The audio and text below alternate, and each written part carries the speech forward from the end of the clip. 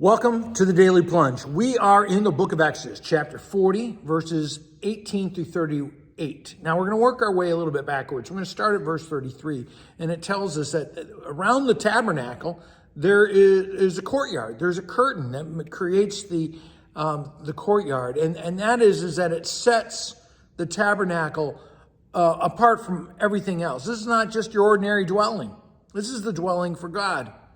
The next thing is that there's a water basin for washing the hands and the feet of Moses and Aaron and the high priests. And the same is true of us, is that also we need to wash ourselves as we come into worship. How are we to wash ourselves? Because it's not the dirt on our hands or feet that we're worried about, right? Jesus says it's what comes out of our heart. And so that's repentance that this really symbolizes.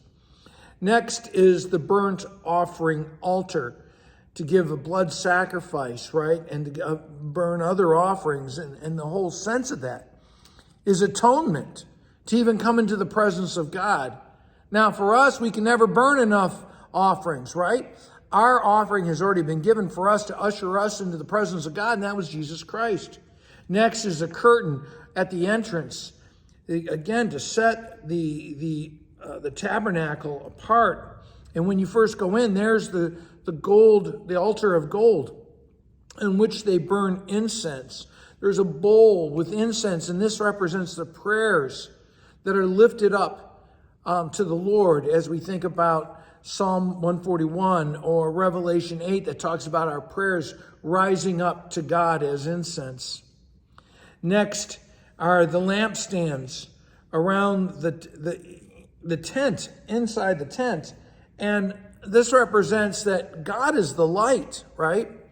And so they have the light of God there. It's flickering in that dark tent. And then there's a table with the bread of the presence.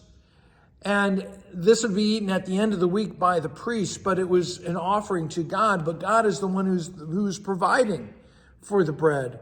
And it also is a sign. This is a table, not an altar. And it is a sign of the fellowship with God.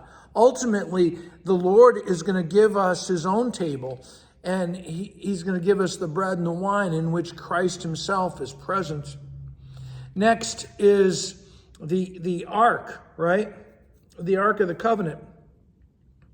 And inside of it is the covenant and Aaron's staff, and a jar of the manna, all signs of what God has given to them, that they would be his people. And there is a shield around it, again, to that this is not just an ordinary thing. And so it's shielded. And one of the things is that there is a covering on the ark. And the ark is the most inner sanctum of the tabernacle.